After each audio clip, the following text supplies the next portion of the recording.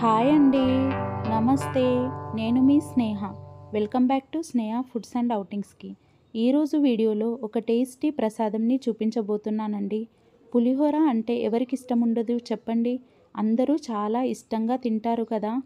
అయితే పులిహోరని రెగ్యులర్గా కాకుండా ఇలా కొంచెం డిఫరెంట్గా ట్రై చేసి చూడండి. చాలా టేస్టీగా ఉంటుంది. దీన్నే మనం ప్రసాదం పులిహోర కూడా అనొచ్చు. గుళ్ళో ప్రసాదం కింద పెడుతూ ఉంటారు కదా, అలా ఉంటుంది అన్నమాట. తప్పక ట్రై చేయండి. మరి ఆలస్యం చేయకుండా వీడియోలోకి వెళ్ళిపోదాం. నేనైతే ఇక్కడ ఒక కుక్కర్ తీసుకొని అందులోకి ఈ కప్పుతో 2 కప్స్ వరకు రైస్ని అయితే వేసుకున్నాను. నేను రైస్ని కుక్కర్లోనే ఉడికించుకుంటున్నాను. మీరు గంజులో కూడా ఉడికించుకోవచ్చు. ఇలా వాటర్ వేసుకొని శుభ్రంగా వాష్ చేసుకోండి. ఇప్పుడు ఇందులోకి ఈ గ్లాస్తో 2 గ్లాస్ వరకు వాటర్ని అయితే వేసుకుంటున్నాను. కుక్కర్లో రైస్ ఉడికించుకుంటున్నాను కాబట్టి వాటర్ కాస్త తక్కువగానే వేసుకోవాలి.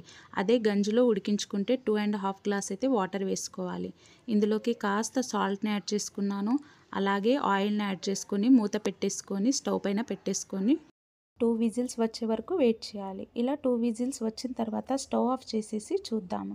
చూడండి రైస్ అనేది ఎంత బాగా ఉడికిందో, ఎంత పొడి పొడిగా అయ్యిందో. ఇప్పుడు దీన్ని ఒక బౌల్లోకి వేసేసుకుందాము.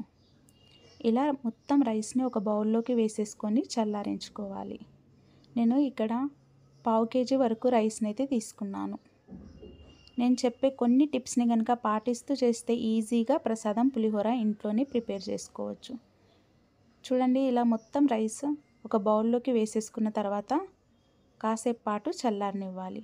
ఆలోపు మనం మసాలాను అయితే ప్రిపేర్ చేసుకుందాం. ఇప్పుడు స్టవ్ ఆన్ చేసి స్టవ్ పైన ఒక ప్యాన్ పెట్టుకొని అందులోకి 1 టేబుల్ స్పూన్ ధనియాలు, అలాగే 3 ఎండుమిర్చి, 1/2 టీ స్పూన్ వరకు మిరియాలని వేసుకొని లైట్గా ఫ్రై చేసుకోవాలి.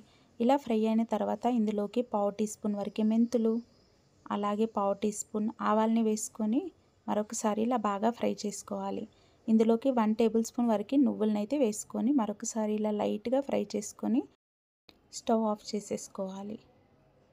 చూడండి ఇలా కాస్త చల్లారిన తర్వాత మిక్సీ జార్ తీసుకొని అందులోకి ఈ మసాలాని అయితే వేసేసుకోవాలి.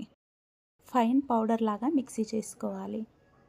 చూడండి ఇలా మిక్సీ చేసుకున్న తర్వాత ఒక బౌల్లోకి వేసుకొని పక్కన పెట్టేసుకోండి. ఇప్పుడు ఇదే మిక్సీ జార్లోకి ముందుగా నానబెట్టుకున్న చింతపండుని అయితే వేసుకొని మిక్సీ చేసుకోండి.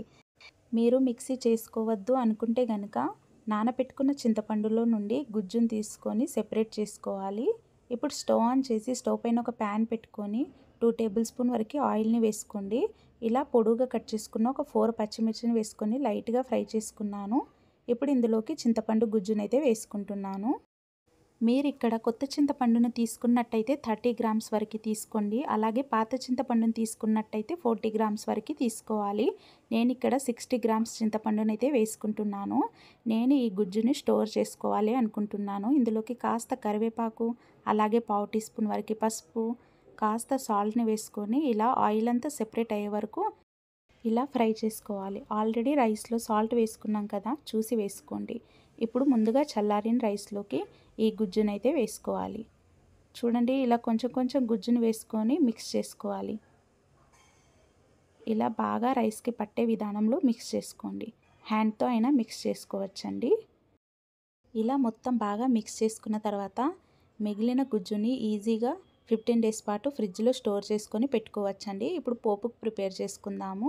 ఇప్పుడు స్టవ్ ఆన్ చేసి స్టవ్ పైన ప్యాన్ పెట్టుకొని అందులోకి కాస్త ఆయిల్ని వేసుకొని వేడి చేసుకోవాలి. ఇలా ఆయిల్ హీట్ ఎక్కిన తర్వాత ఇందులోకి కాస్త పల్లీలని వేసుకొని లైట్గా ఫ్రై చేసుకోవాలి. ఇప్పుడు ఇందులోకి 1/2 టీ స్పూన్ మినపగుళ్ళని, అలాగే 1/2 టీ స్పూన్ శనగపప్పు, 1/2 టీ స్పూన్ ఆవాల్ని వేసుకొని ఇలా మరొకసారి లైట్గా ఫ్రై చేసుకోవాలి. ఇలా ఫ్రై అయిన తర్వాత 3 ఎండుమిర్చిని అయితే కట్ చేసుకొని వేసుకున్నానండి. అలాగే కరివేపాకును కూడా వేసుకొని మరొకసారి ఇలా బాగా కలుపుకోండి. చూడండి ఇలా లైట్గా ఫ్రై అయిన తర్వాత స్టవ్ ఆఫ్ చేసేసి ఇందులోకి ఇంగువని అయితే వేసుకోండి.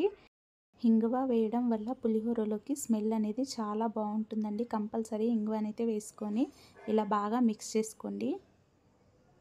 ఇప్పుడు రైస్లోకి ఇలా పోపును వేసుకొని చూడండి కొద్ది కొద్దిగా ఇలా పోపును వేసుకోవాలి. ఇప్పుడు ముందుగా చేసి పెట్టుకున్న మసాలాని కూడా యాడ్ చేసుకుందామండి.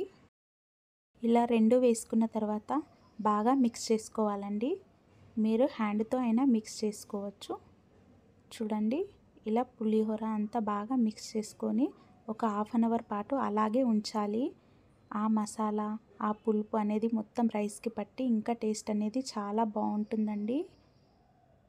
అంతే అండి, చాలా సింపుల్ ప్రసాదం పులిహోర అయితే ఇంట్లోనే రెడీ చేసి అయితే చూపించానండి. ఈ వీడియో మీకు నచ్చినట్టయితే please do like, share and subscribe Sneha foods and అవుటింగ్స్కి. Thank you.